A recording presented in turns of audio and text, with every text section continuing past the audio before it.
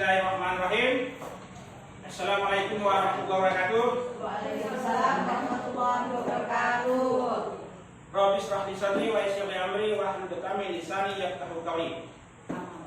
Assalatu wassalamu ala asyrofil anbiya'i wal mursalin sayyidina Muhammadin wa ala alihi wa sahbihi ajmain. Amma ba'du.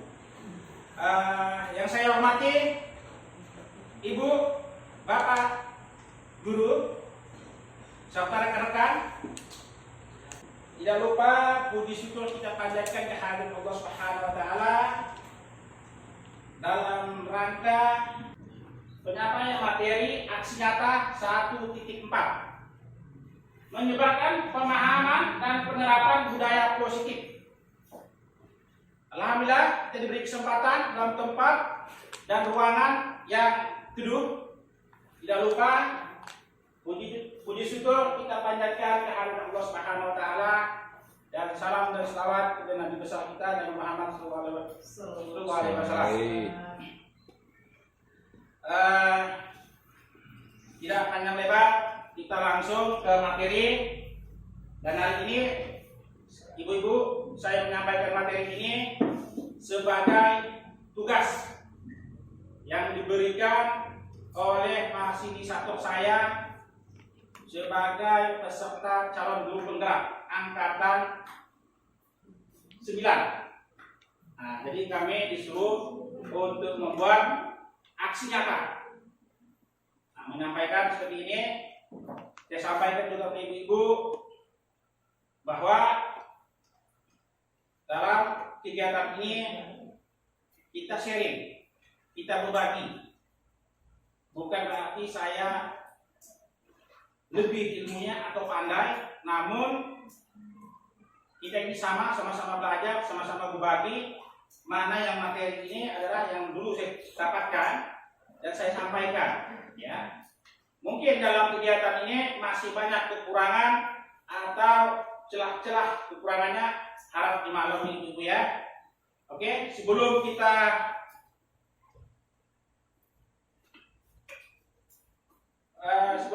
lebih lanjut, marilah kita membaca doa basmalah. Bismillahirrahmanirrahim.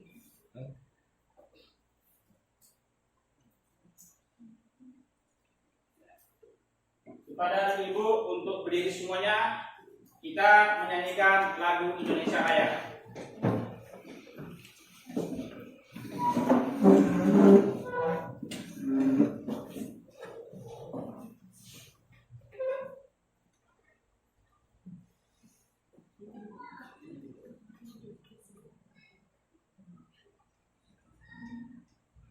Suara kita. Mana sih? Ada suaranya.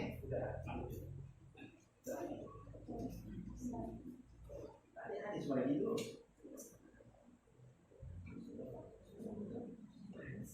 Sudah bisa. Ini apa ini? Internet. Dan terhubung di paling ini. Nanti dipotong. Potong. Sempurna. Pas dulu aja ya Pak. Setuju. Kepada peserta untuk berdiri, mohon untuk berdiri. Kita menyanyikan lagu Indonesia Raya.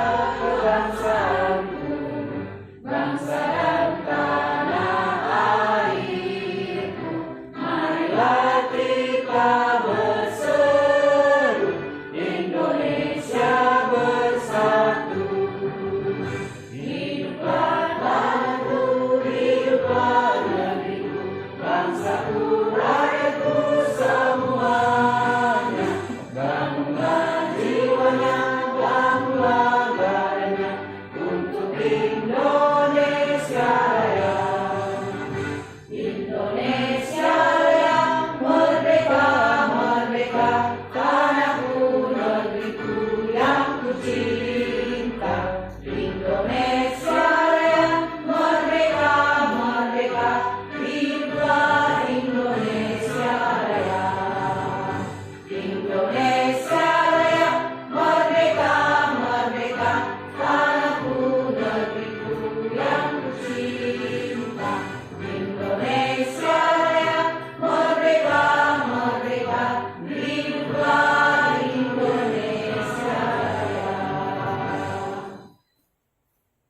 Kepada peserta dipersilakan untuk duduk kembali.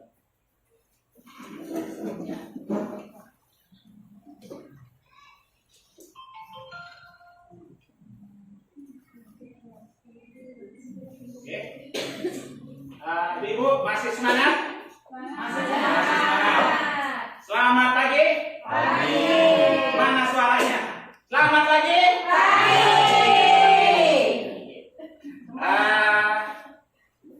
Materi yang akan saya sampaikan Ibu adalah aksi nyata 1.1 penyebaran pemahaman dan pendalaman budaya positif.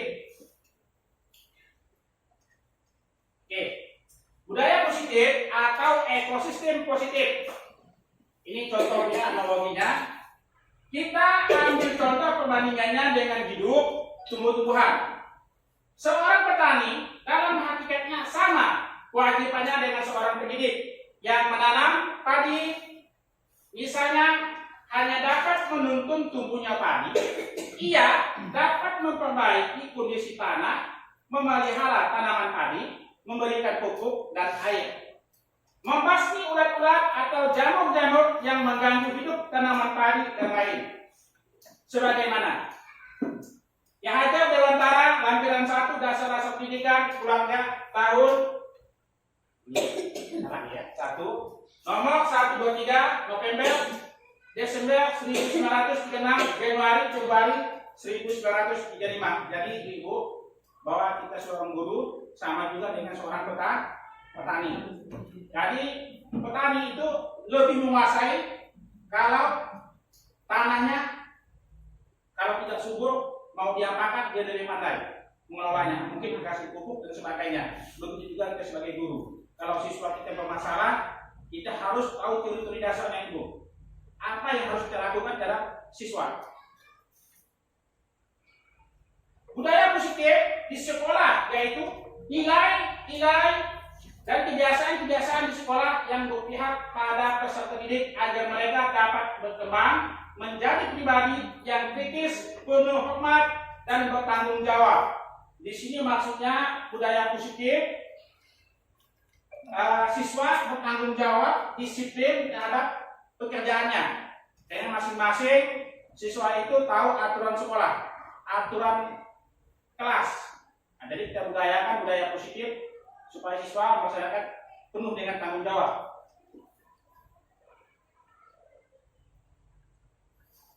Perubahan paradigma. Untuk membangun budaya yang positif, sekolah perlu menyediakan lingkungan yang positif, aman, dan nyaman agar murid-murid mampu berpikir, bertindak, dan mencipta dengan merdeka, mandiri, dan bertanggung jawab. Laginya, disiplin dikaitkan dengan kontrol. Dalam hal ini, kontrol guru dalam menghadapi murid. Jadi di sini kita membangun budaya positif sekolah yang perlu menyediakan lingkungan aman, nyaman. Itu tanggung jawab kita supaya siswa di kelas, di sekolah merasa aman. Jangan sampai siswa itu merasa tidak nyaman. Akibatnya nanti siswa tidak mau belajar, tidak mau sekolah, dan lain sebagainya.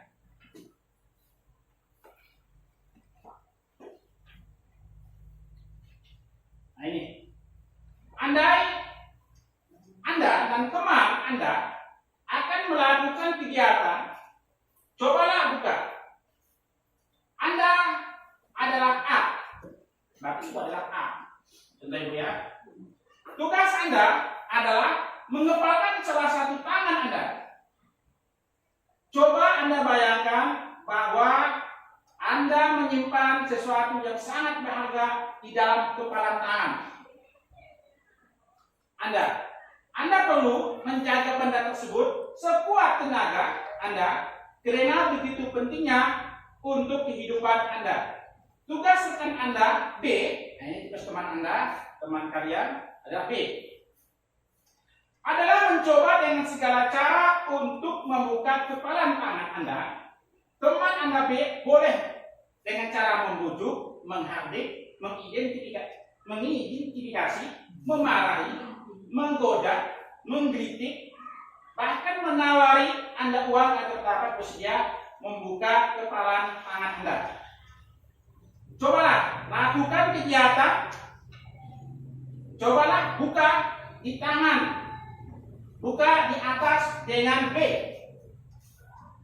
Secara bergantian, masing-masing A dan B memiliki waktu 30 detik. Sesudah itu diskusikan kegiatan ini dan coba tanya pertanyaan-pertanyaan di bawah ini secara mandiri dan diskusikan kembali. Dengan rekan Anda B, bandingkan jawaban Anda. Apakah berbeda atau sama? Bila mana berbeda, kira-kira mengapa? Nah, ini pertanyaan dulu ya. Apakah Anda atau B membuka kepalan tangan Anda? Mengapa? Apa alasan Anda membuka kepalan tangan Anda? Yang nomor 2, apakah Anda menutup kepalan tangan Anda? Mengapa? Apa alasan Anda atau tetap menutup kepalan tangan Anda? Yang 3, dalam kegiatan ini sesungguhnya siapa yang memegang kontrol atau kendali untuk membuka atau menutup kepalan tangan? Kira-kira dari tab ini Ibu ada yang mau ditanyakan? Dari tab ini kan bentuk kasus ya. Di sini Ibu disuruh membayangkan, mengepal sesuatu di tangan ibu-ibu. Anggap sesuatu itu barang berharga yang sangat berharga menurut Ibu ya. Dikepal. Namun teman ibu-ibu yang di sampingnya, ya, di sampingnya bayangkan dia kepal ya, dikepal. Bayangkan di dalamnya barang yang sangat berharga, sangat penting bagi ibu. Lalu disuruh teman ibu untuk membukanya, itu pejamkan mata. Suruh teman bukanya. Nah, coba ibu dipraktekkan ibu, praktekkan semuanya. Ija mengepal, ibu siap membuka. Ibu siap membuka. Ibu Farida mengepal, ibu Erni membuka. Ya. Serah. Mau pakai apa caranya? Mau jadi tiga, mau dibujuk, mau diangkat, itu serah ibu mau buka bagaimana caranya. Gimana bayangkan? Ya. Nah, ini kok bisa dibuka? Nah, jadi ada pertanyaannya dari kejadian ini. Kita ada pertanyaannya, apa Anda yang mengepal tadi membuka telapak tangan Anda? Lalu tanya kalau membuka mengapa? Kalau membuka mengapa gitu? Dikritiknya. Dikritik. Membuka dikritik. Itu alasannya dia. Ya.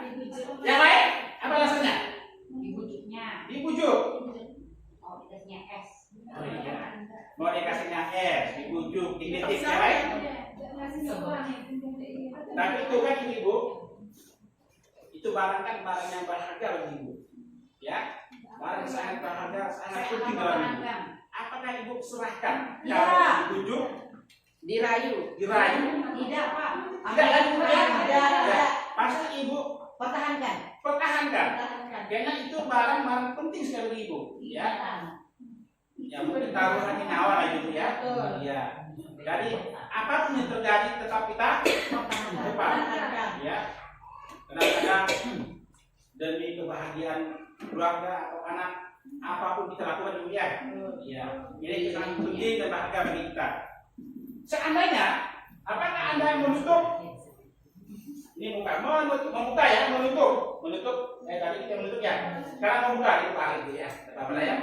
Sekarang kita membuka. Seandainya ibu membuka kepala, apa alasannya?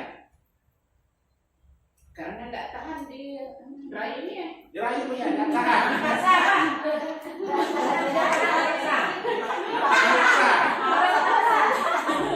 Apa itu? Tahan, dipaksa atau dirayu?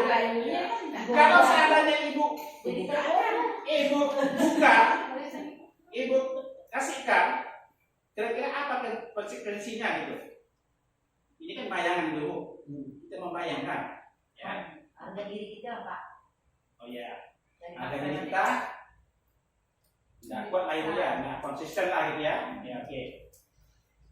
Dalam kitab ini sesungguhnya siapa yang memegang kendali atau kontrol untuk membuka penutup kepala tangan kita? Kita pribadi, Pak. Kita pribadi lah, Pak. Ya, kita pribadi.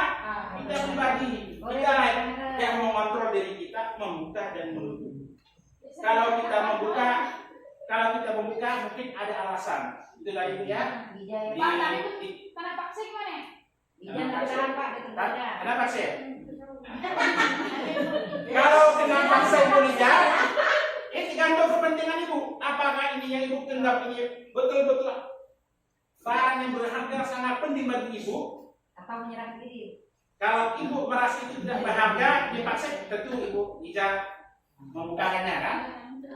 Tapi bagi ibu Iza itu penting sekali atau menyangkut nyawa keluarga atau siapa ya, tetap dipertahankan.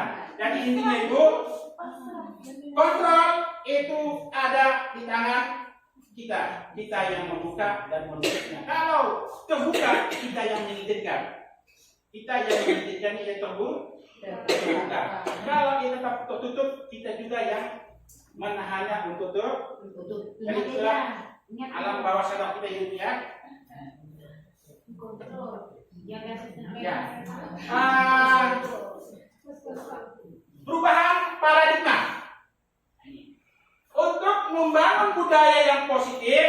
Ibu, suara saya ini keras nih ibu. Mantap Pak. Mantap Pak. Sampai dengar di luar sana ya. Nah, ya. Ibarat Kamu jelas dulu ya? Jelas, oke. Yang penting maksud dan tujuannya tersampaikan.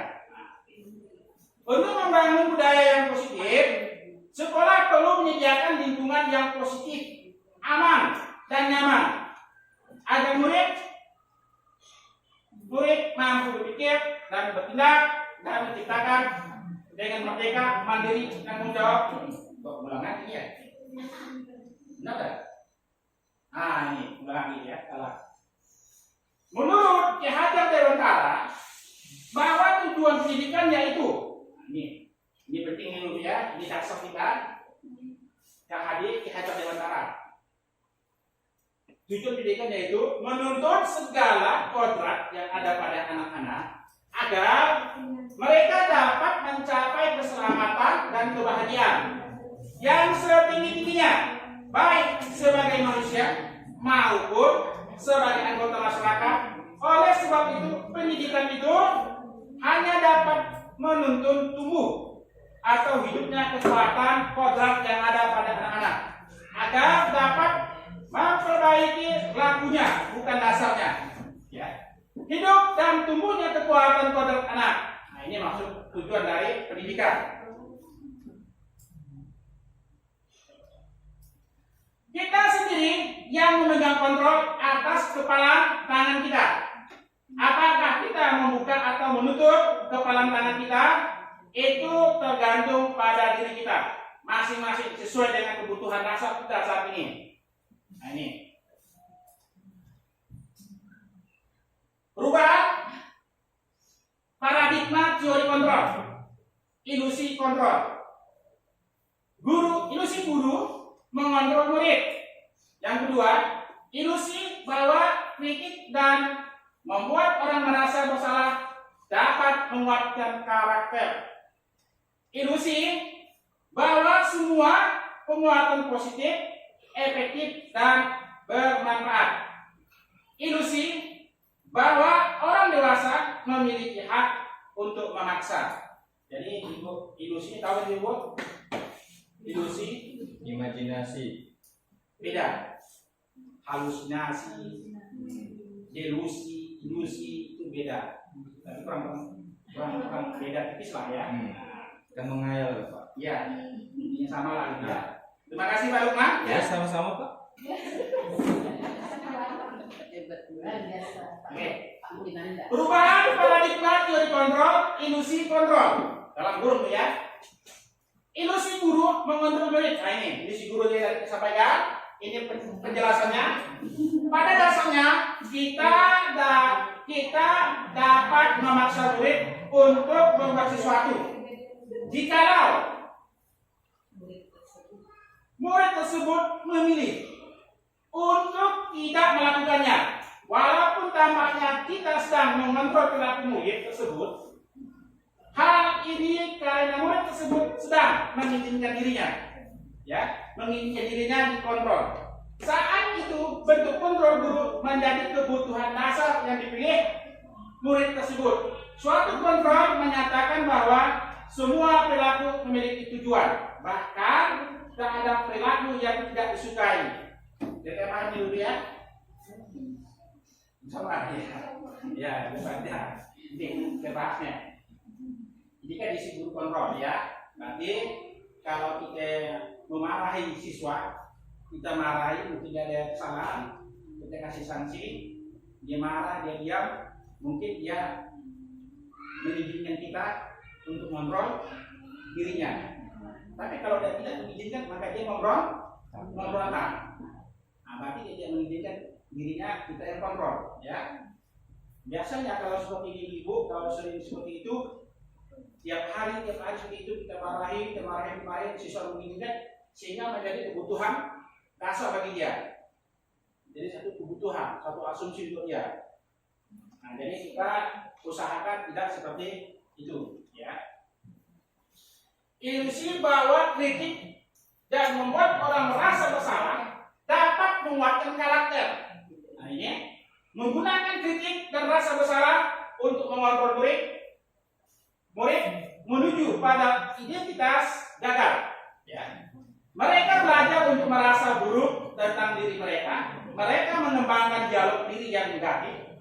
Kadang kala sulit bagi guru untuk mengidentifikasi bahwa mereka melakukan perilaku ini karena seringkali guru cukup menggunakan suara halus untuk menyampaikan pesan negatif. Nah, ini berarti membuat rasa bersalah. Mungkin ibu-ibu pernah melakukannya ya dengan siswa. Contohnya apa Bu Risa? Marinya rasa bersalah. Tapi Pak ini tulen, banyak tulen yang paling ngarah tahu tulen yang nakal, tulen yang saya marahin jadi rasa bersalah, tang tulen, tang tulen, jadi tang tulen jangan marahin ya. Ibu-ibu yang lain bukan ya? Pernah melakukannya? Ya, seperti apa tindakan ibu? Ibu Fitri. Membuat rasa bersalah. Pasti namanya. Oh ya, oke. Lanjut.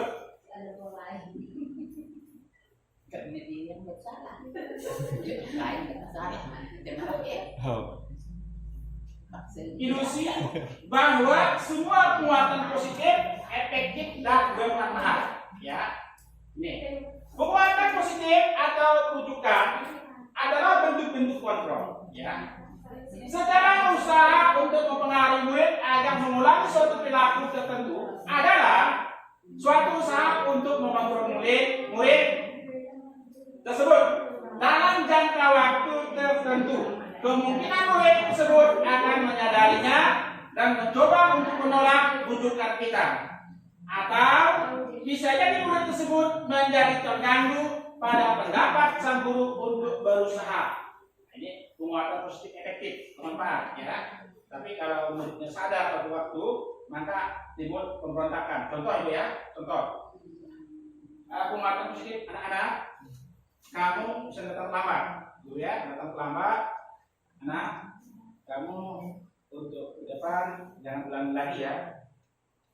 Nah, ini penguatan tidak baik. Itu namanya penguatan positif.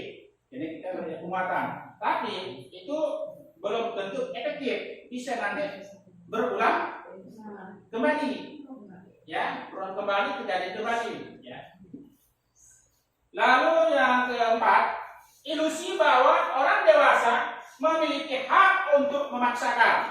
Nah, ini banyak orang dewasa yang percaya bahwa mereka memiliki tanggung jawab untuk membuat murid-murid membuat hal-hal tertentu. Apapun yang dilakukan dapat diterima selama ada sebuah kemajuan berdasarkan sebuah pengukuran kinerja. Pada saat itu pula orang dewasa akan menyadari bahwa perilaku memaksa tidak akan efektif untuk jangka waktu panjang. Sebuah hubungan pemusuhan akan terbentuk. Nah ini orang dewasa memiliki hak untuk memaksa. Tahu maksud contohnya ibu? Ini kan sudah dibaca teknik kan, mungkin ada gambaran bayangan apa sih contoh real di lapangan gitu. Atau pernah ibu melakukannya? Selama mengajar di kelas, menerapkannya kepada siswa. Orang dewasa memiliki hak untuk memaksa.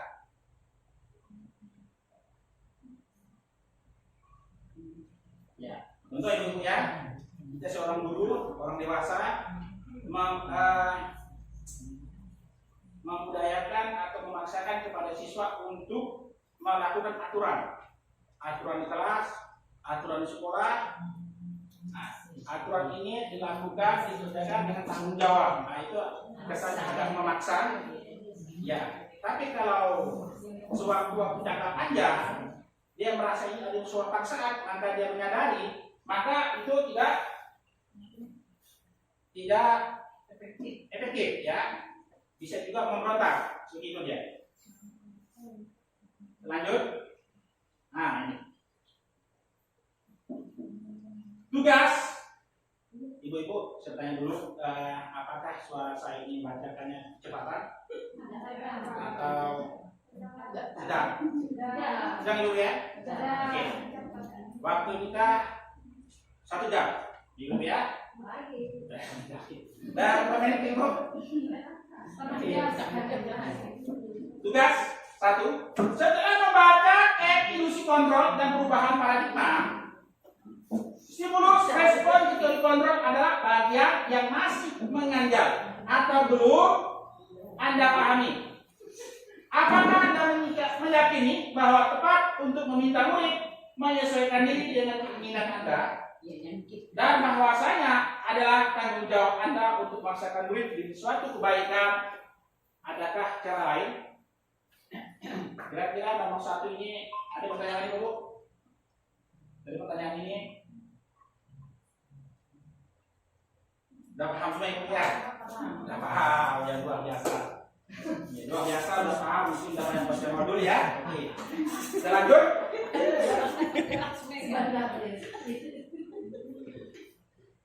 Perubahan paradigma stimulus respon teori kontrol. Siapa sesungguhnya yang memiliki kontrol? Nah, ini stimulus respon. Di sebelah kanan teori kontrol. Kita mencoba mengubah orang agar berpandangan sama dengan kita. Ini stimulus respon. Lalu teori kontrolnya, kita berusaha memahami pandangan orang lain tentang dunia. Nah, jadi kita memahami pandangan orang lain tentang dunia. Perilaku buruk dilihat sebagai suatu kesalahan. Teori kontrolnya, semua perilaku memiliki tujuan, ya, memiliki tujuan. Orang lain bisa mengontrol saya. Teori kontrolnya, hanya Anda yang bisa mengontrol diri Anda.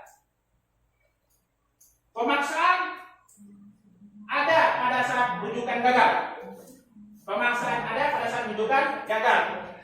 Kolaborasi dan konsensus menciptakan pilihan-pilihan baru. Model berpikir menang atau kalah.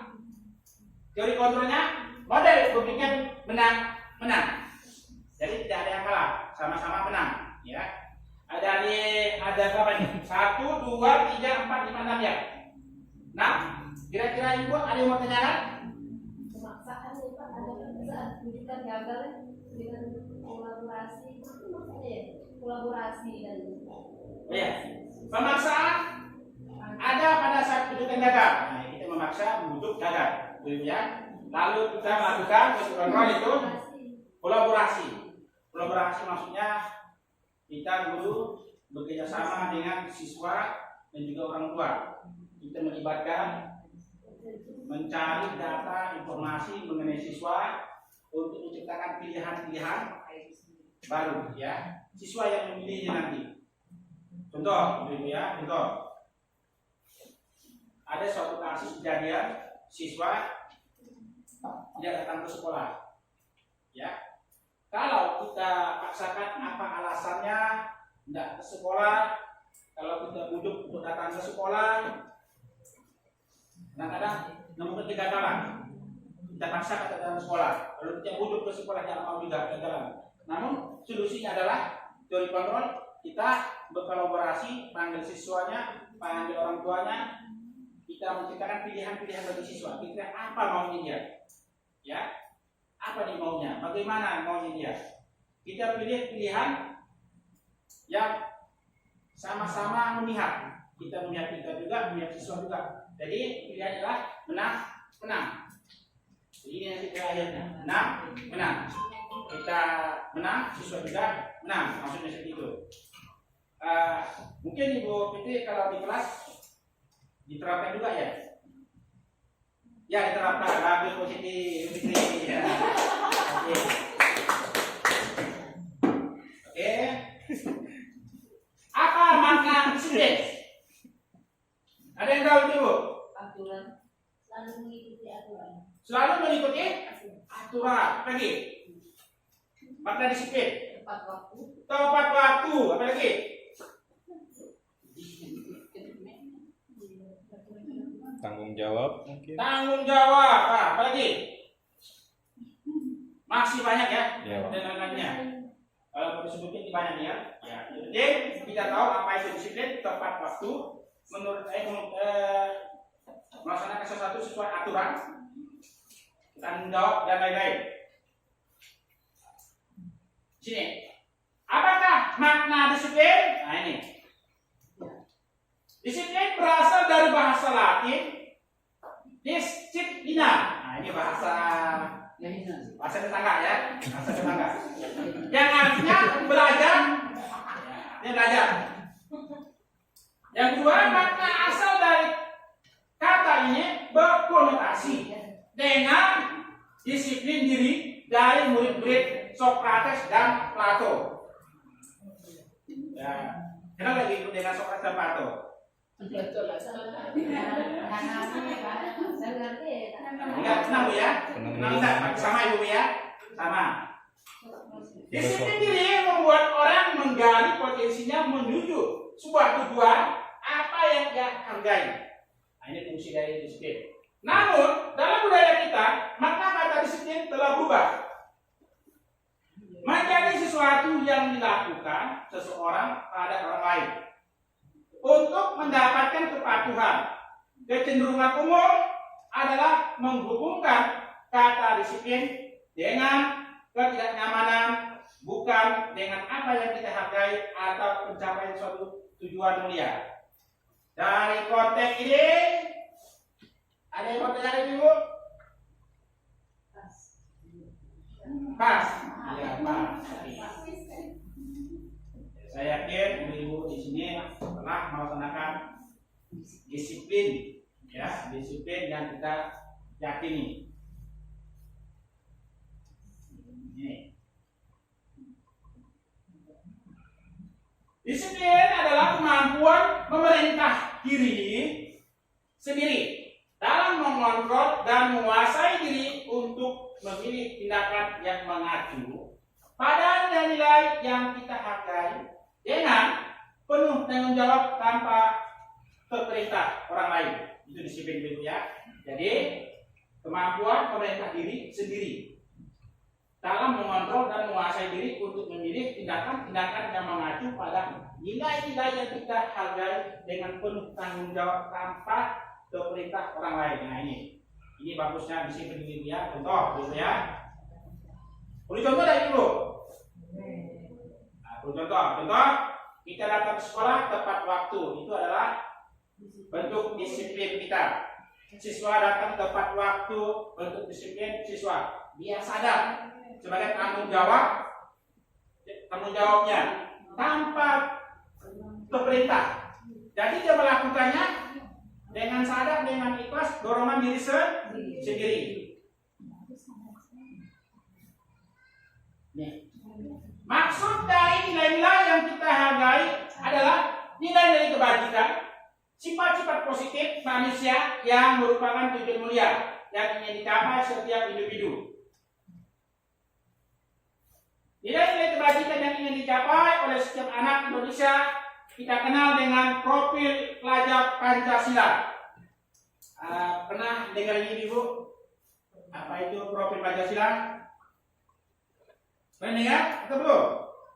Pernah. Di mana negara? KKG. KKG. Selain KKG? GP. Selain GP? TikTok. Itu lagi Ibu? Ya, di TikTok. Yang pertama beriman, bertakwa pada Tuhan yang Maha Esa dan berakhlak mulia. Yang kedua mandiri. Yang ketiga bernalar kritis. Yang keempat berkebinekaan global. Yang kelima bergotong royong. Yang keenam kreatif. Jadi ada 6 profil Pancasila. Ya, ada 6. Saya kira ibu udah paham ini ya. Udah paham ini. Yang satu ini apa maksudnya, yang dua ini apa maksudnya, sampai yang ke-5. Bernalar kritis, kira-kira tahu ibu apa maksudnya? Bernalar kritis. Ada yang mau tanyakan? Ada yang mau ditanyakan? Paham. Paham. Selamat pagi. Pagi. Tetap semangat. Semangat. Walaupun masih siang, ya. Walaupun sudah siang, tetap semangat. Tetap semangat pagi. Teori motivasi perilaku manusia. Untuk, nah ini, motivasi dibagi 3 ya. Eksternal, motivasi internal, motivasi internal, tujuan disiplin positif ya. Ini untuk menghindari kenyamanan hukuman apa yang terjadi apabila saya tidak melakukannya. Ini kelanjutannya. Oke, ini.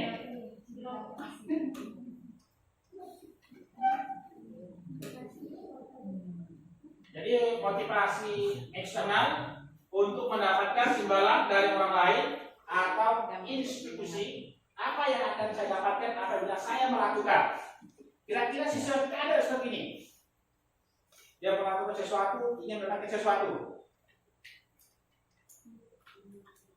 Kira-kira ibu, kawan-kawan, teman-teman. Ya, ada ya? Ada. Untuk menghindari ketidaknyamanan hukuman, apa yang akan terjadi apabila saya tidak melakukannya? Ada seperti itu siswa kita. Ada ya? Ya. Contohnya apa ibu? Oh iya, minta duit ya. Ya betul. Itu satu kasusnya. Itu apa yang bully ya bu ya? Bully. Untuk menghargai diri sendiri, saya akan menjadi orang seperti apa bila saya melakukannya. Ini motivasi internal, tujuan disiplin positif. Ya, contohnya apa ibu?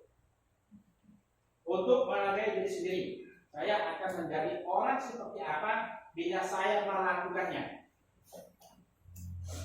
Apa ibu contohnya, kawan-kawan teman-teman? Misalnya dalam belajar. Dalam belajar, betul ibu? Saya akan melakukan supaya dapat 10, 100. Iya, betul. Yang lain? Bukan bisa. Iya, betul, benar sekali. Contohnya yang lain ya, contohnya ibu ya. Misalnya ingin dapat juara 1. Ya, iya. Ingin dapat juara 1. Itu kan tujuan disiplin positif, menghargai diri sendiri. Dan dia melakukannya pun untuk apa namanya ya, menghargai diri sendiri gitu ya. Ya, dorongan dari dalam. Ya ini kebutuhan dasar manusia. Ini kebutuhan dasar ya. Ada berapa ini? Ada 5. Ada 4. Cinta, kasih atau diterima. Ya. Nah, ini maksud kamu nih bu, cinta kasih atau diterima? Ya, tahu ya? Iya. Saya kira udah tahu semuanya. Kalau diterima apa akibatnya, kalau ditolak apa akibatnya ya? Iya. Penguasaan. Ini saya kira sudah tahu juga penguasaan. Habis itu kebebasan, kesenangan. Itu 4 dasar ya. Kebutuhan manusia. Rasa dicintai dan mencintai. Habis itu Survival. Penguasaan, masuk penguasaan ini tahu dulu Bu. Maksudnya penguasaan. Hasrat mungkin Pak. Penguasaan. Hasrat ya. Hasrat. Apa lagi hasrat? Emosi. Keinginan ya. Ya, emosi. Keinginan ya. Emosi ya. Kebebasan. Kalau kebebasan pasti Ibu ya. Manusia pasti ingin Merdeka. atau bebas Ya. Bebas dari aturan, tanggapan dan sebagainya ya. Bebas. Lalu yang terakhir kesenangan, ini pasti Ibu ya. Tentu kita sebagai manusia ini namanya kesenangan, bahagia, itu pasti. Termasuk saya Ibu ya. Ya, ingin senang juga, bahagia juga ya. Tapi dengan cara apa kita melakukannya? Nah, seperti itu. Benar bukan pas lagi Bu. Ya. Lanjut.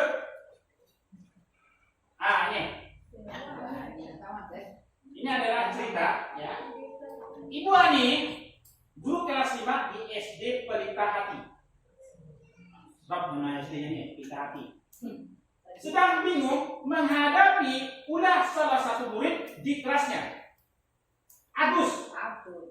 Beberapa anak telah datang dan mengeluhkan Agus yang seringkali meminta bekal makan siang mereka dengan paksa. Ya. Jika Anda menghadapi situasi seperti Ibu Ani, apa yang akan Anda lakukan? Menurut Anda, kira-kira apa alasan Agus melakukan hal itu? Nah, kalau menurut Ibu, seperti Ibu Ani, kira apa yang dilakukan? Memanggil. Menanyainya Bu ya. Ya. Kira-kira apa alasan yang Agus lakukan hal itu Bu?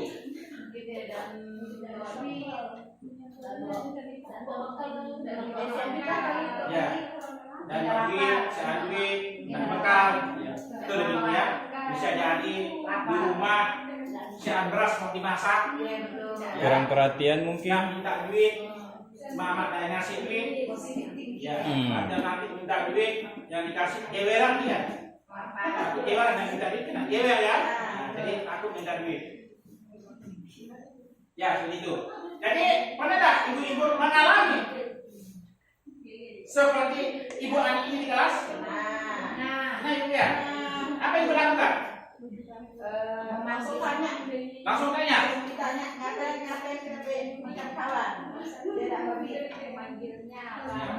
Setelah itu Ibu tanya tak apa alasan dia melakukannya gitu? Ya cara.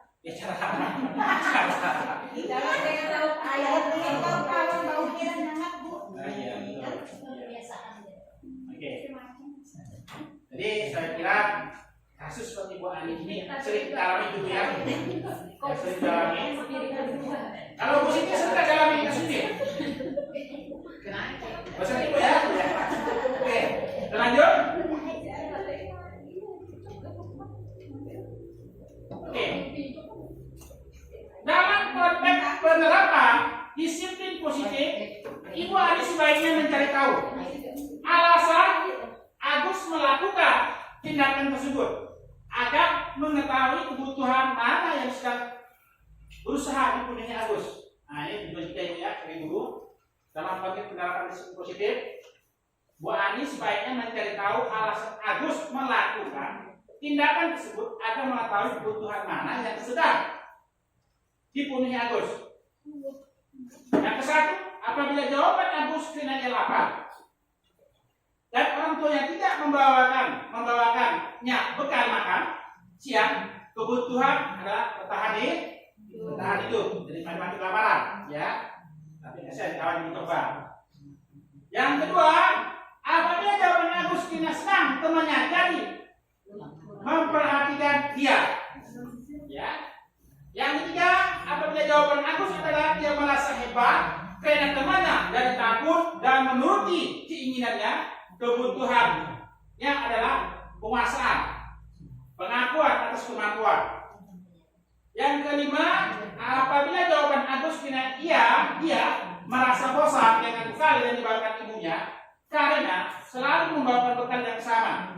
Kebutuhannya adalah kebebasan, kebutuhan akan pilihan. Yang kelima, apabila jawaban Agus adalah karena iseng saja dan dia menikmati ekspresi wajah temannya yang kesal karena ambil makanan, kebutuhan adalah kesenangan. Jadi ibu ya yang terjadi di bawahnya dari pilihannya.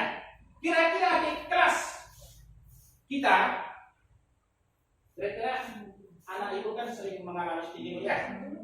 Kira-kira yang mana jawabannya ibu?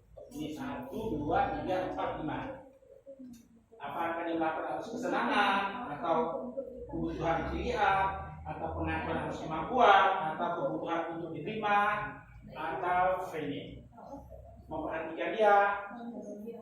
Ada 1 dan 3, Pak. 1 dan 3. oh ya, kebutuhan untuk bertahan hidup ya. Ya, Pak. Dan nomor 3 pengakuan atas kemampuannya. Berarti dia anggap ini kuatlah, jago gitu ya.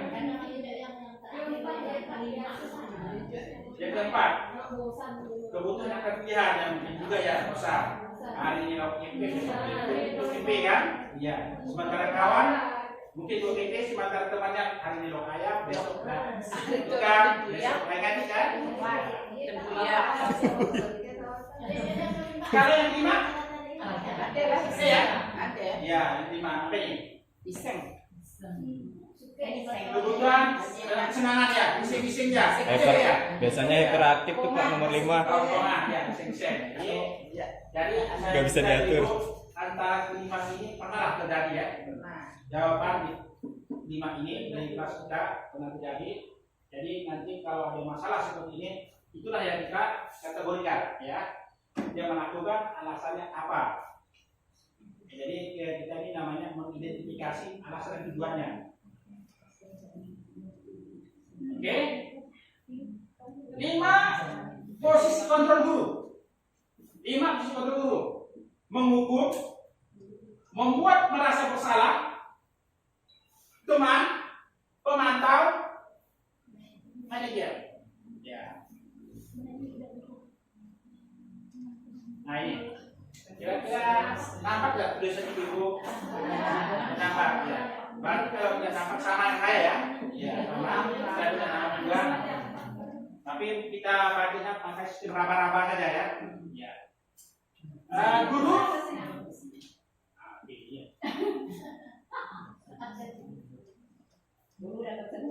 Penghukum. Iya. Guru penghukum ini Menghardik. menghardik, menunjuk-nunjuk, Menyakiti. menyakiti, Menyindir. menyindir. Itu tipe guru penghukum ya. Lalu tipe guru membuat rasa bersalah. Apa itu? Berceramah ya?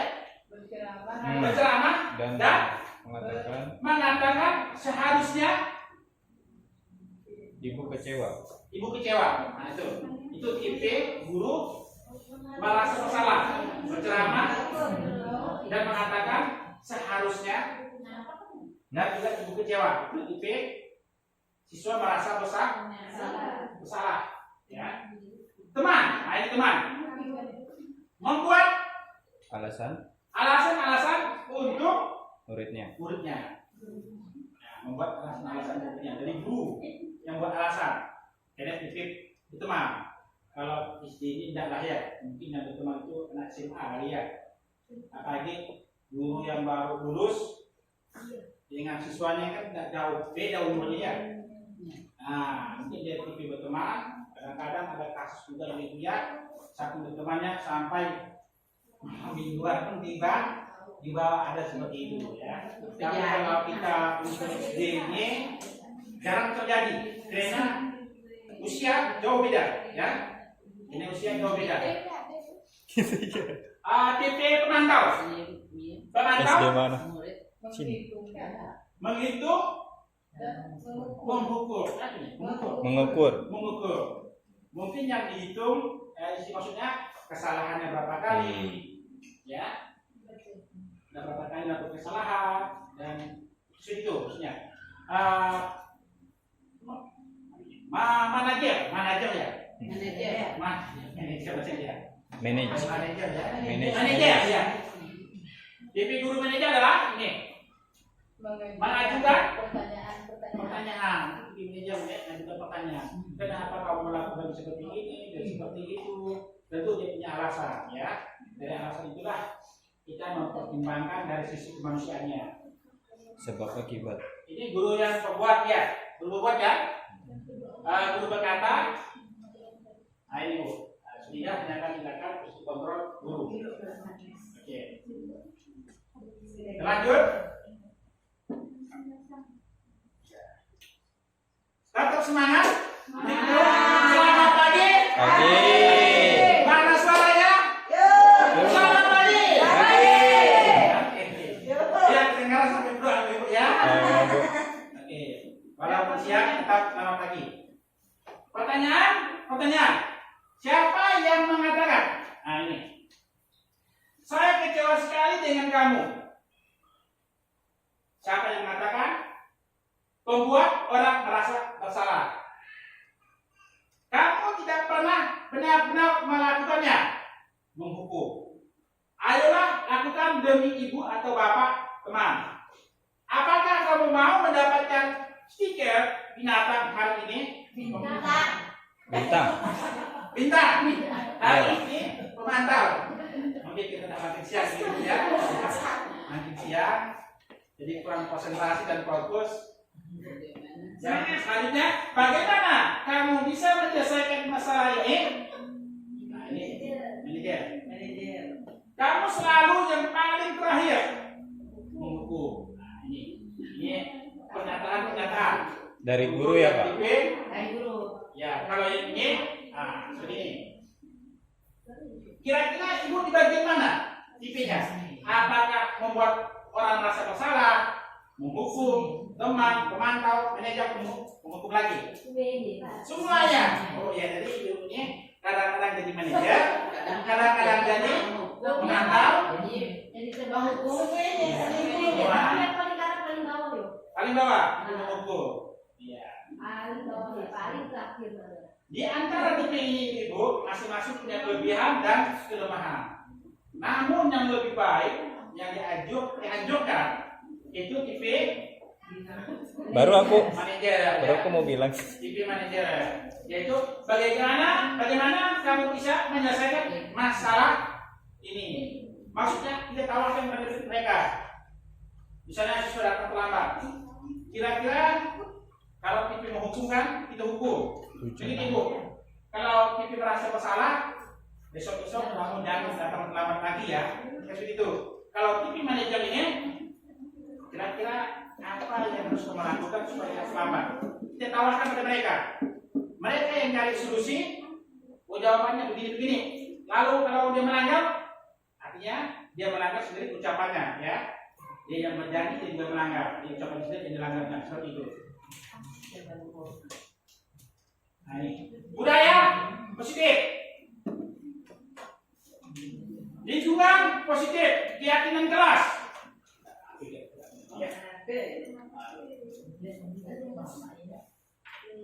peraturan keras, ya, pakai terobong pertama, peraturan keras, budaya positif maksudnya di lingkungan positif jadi lingkungan sekolah. Keyakinan kelas, jadi keyakinan ini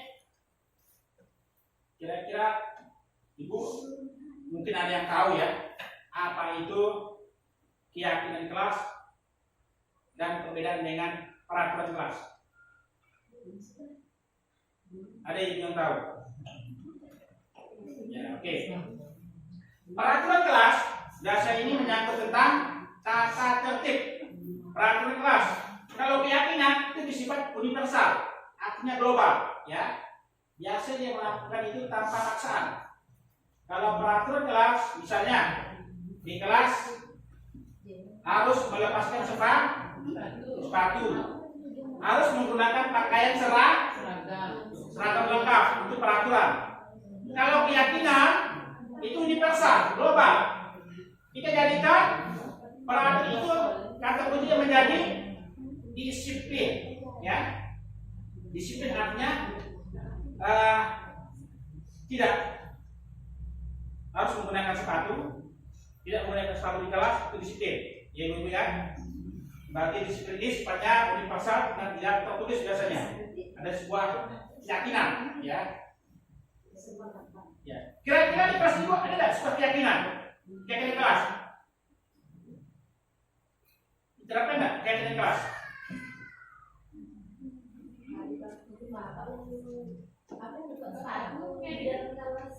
Ya, itu peraturan. Itu peraturan. Bukan. Keyakinan itu sifatnya lebih global, lebih umum. Kalau yang peraturan kan spesifik. Peraturan harus lepas sepatu ke kelas. Keyakinan. Harus menggunakan baju masuk ke dalam. Kalau peraturan kelas. Kalau keyakinan kelas, maksudnya kita rangkum menjadi satu umum. Jadi kalimatnya disiplin. Disiplin misalnya melaksanakan sepatu tidak digunakan di kelas. Meyakinkan ya Pak, Ya. lebih simpelnya. Ya itu keyakinan. Meyakinkan. Disiplin. Namun disiplin ini tidak kita tuliskan, tapi kita yakini, kita sampaikan. Pemahaman siswa kita yakini itu ada gitu ya. Kalau peraturan dituliskan, keyakinan tidak. Seperti itu. Kesepakatan ya, kesepakatan. Lanjut.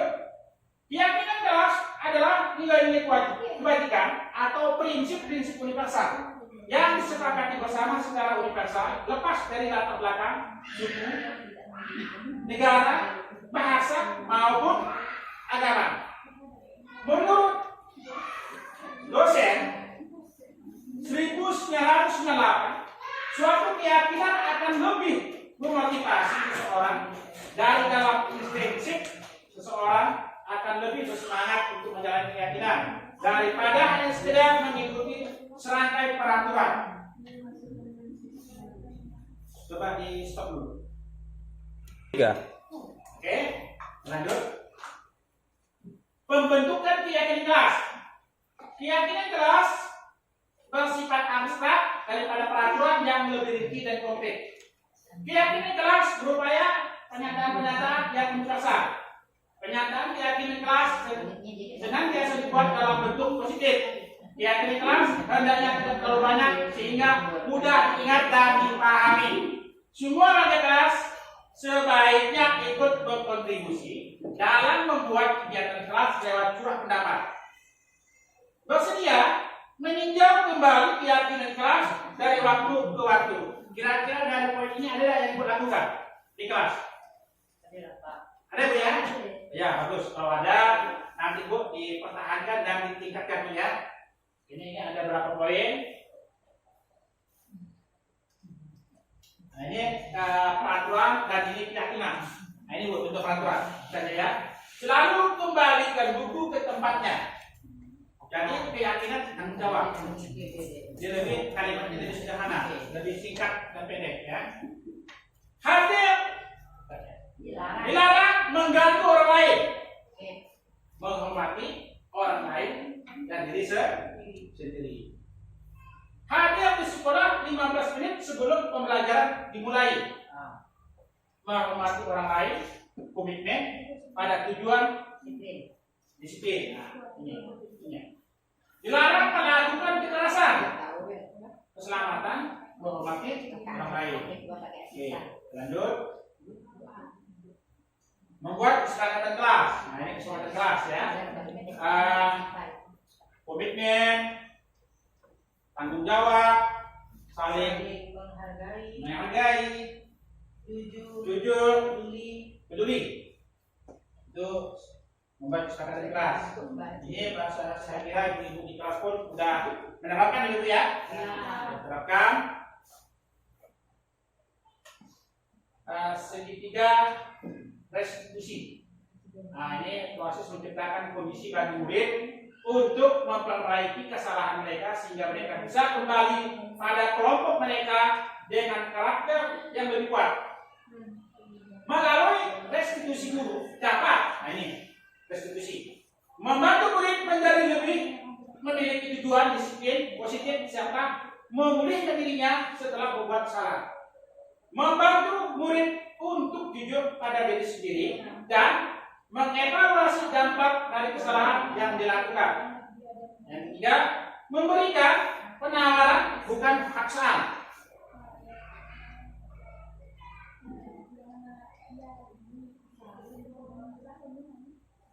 Sudah ya.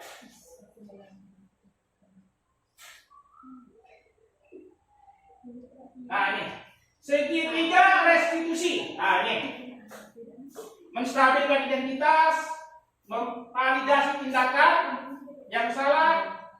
Tapi ini menanyakan keyakinan. Ini segitiga restitusi. Nanti lebih pahamnya boleh ibu searching di Google ya. Tahapan segitiga restitusi. Nah ini menstabilkan identitas, berbuat salah itu tidak apa-apa. Tidak ada manusia yang sempurna. Saya juga pernah melakukan kesalahan seperti itu. Kita bisa menyelesaikan ini. Bapak atau ibu tidak tertarik mencari siapa yang salah, tapi bapak ibu ingin mencari solusi dari permasalahan ini. Terakhir, kamu berhak merasakan begitu. Lanjut, tahapan segitiga restitusi, validasi. Nah ini validasi, tindakan yang salah. Padahal kamu bisa melakukan yang lebih buruk dari ini ya. Kamu pasti punya alasan mengapa melakukan hal itu. Kamu patut bangga pada dirimu sendiri karena kamu telah melindungi sesuatu yang penting buatmu. Nah ini tahapan segitiga restitusi untuk validasi tindakan yang salah.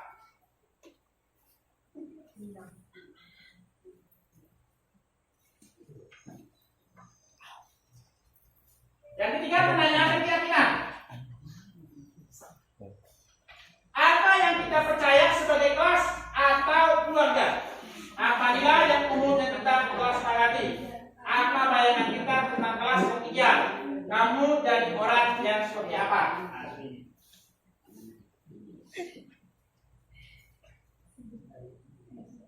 Ini salah satu ya penerapan restitusi di kelas. Ya, ada siswa dipanggil.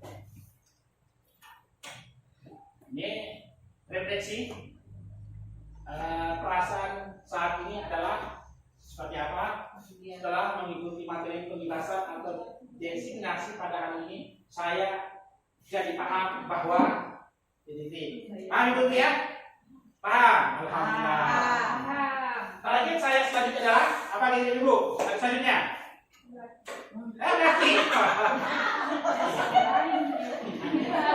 Ya, itu ya. Selain itu apa kemudian? Ya,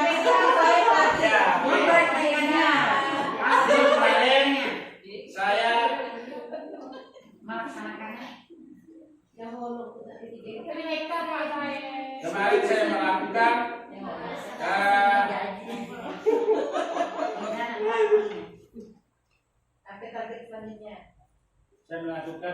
saya menerapkan restitusi ya.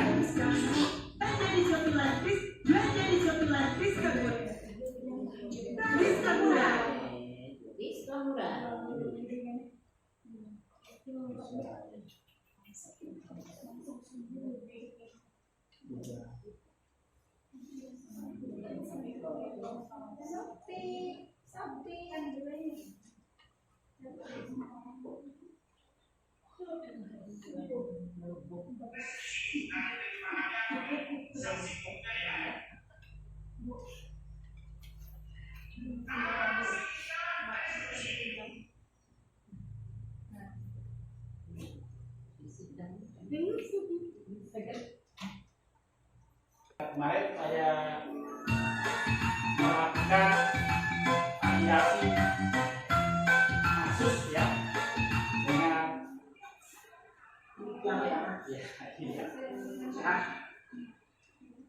ini lagi sarapan.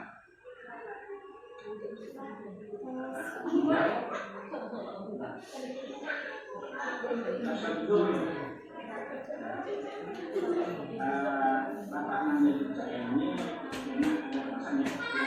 Kira-kira kita tahu apa alasan Bapak menjadi saya ini? Tahu. Tadi Bapak yang lihat kita itu mencontoh anak kembali ke jelas ini ya, senang ya? Anak itu tidak. Jadi kemarin video saya ambil kasus bahwa Saina dia, ya, Saina ini kasusnya dia lambat datang, ya, lambat datang. Jadi saya menerangkan sebuah prestasi. Kita melakukan mencontek temannya.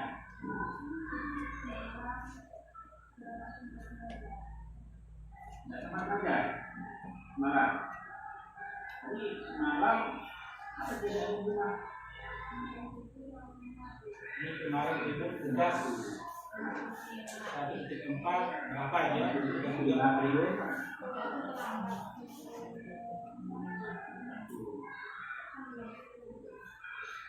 Jadi kan waktu di awal pelajaran dulu ya sekolah pernah Pak sampaikan keyakinan kelas kita ya masih ada keyakinan kita yang Pak sampaikan waktu itu apa itu?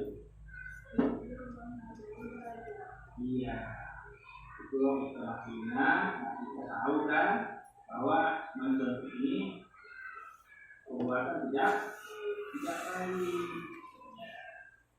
Jadi ke depannya nanti tidak melakukan apa supaya tidak mengulangi.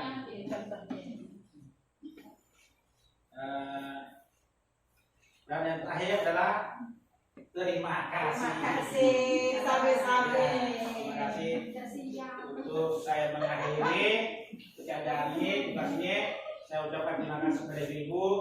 Bapak, mudah-mudahan kedepannya kita bisa lebih baik dan lebih bagus. Amin. Dan kita harus membuat hal-hal yang positif, membudayakan hal-hal positif, baik itu di lingkungan kelas, sekolah maupun di masyarakat. Dan juga hal positif ini kita budayakan untuk diri kita sendiri. Kita melakukannya tanpa paksaan dan tanpa perintah orang lain, tapi atas kesadaran kita sendiri, keinginan diri kita sendiri. Saya akhiri, wabillahi taufiq hidayah. Assalamualaikum warahmatullahi wabarakatuh. Waalaikumsalam warahmatullahi wabarakatuh. Siapa kakak? Sehat? Ini pagi sarapan? Ini jam 12. Sudah sholat zuhur belum? Udah. Bapak manggil Ica ini kayaknya ada alasan ya. Kira-kira Ica tahu nggak apa alasan Bapak panggil Ica ke sini? Nggak tahu. Tadi waktu di kelas Bapak melihat Ica itu mencontek punya sembahyang waktu mengerjakan tugas. Kalau nggak salah nama temannya Saina. Benar atau tidak? Benar. Oh, benar. Ya.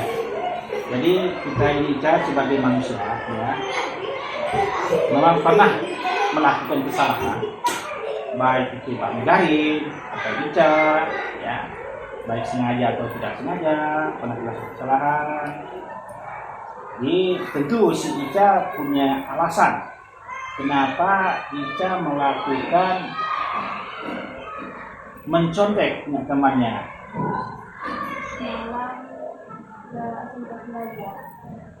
Tidak sempat belajar semalam. Jadi semalam apa kerjaan di rumah? Nonton TV sama main HP. Nonton TV sama HP. Nonton TV film apa yang ditonton? Kartun. Ya. Jadi Ica, waktu di awal pelajaran dulu ya, kita masuk kelas, pernah Bapak sampaikan keyakinan kelas kita ya, masih ingat gak keyakinan kelas kita yang Bapak sampaikan waktu itu? Iya. Apa itu? Dia menghargai belajar. Iya, itu Ica masih ingat, masih Ica tahu kan bahwa mencontoh ini perbuatan tidak baik. Ya.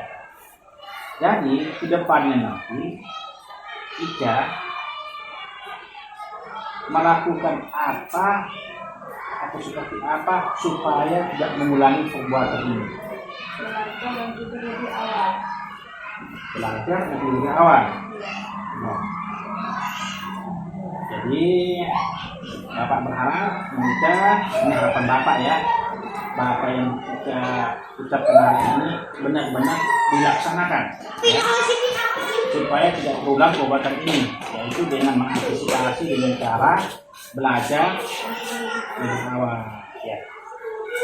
Bapak ucapkan terima kasih pada Ica yang telah bersedia ya menyampaikan permasalahannya ya, alasan perbuatannya ya. Bapak terima kasih.